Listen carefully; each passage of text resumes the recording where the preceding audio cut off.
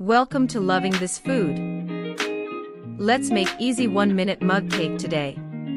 In an empty mug, add 6 tablespoons of all-purpose flour, 1 tablespoon of sugar, 1/4 teaspoon of baking soda, 1/2 teaspoon of vanilla extract, 1 tablespoon of malted butter, 4 tablespoons of milk.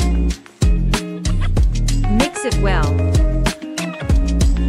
Microwave for 60 seconds.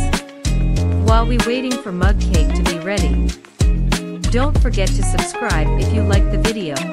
Your mug cake is ready in 60 seconds. You can serve with whipping cream.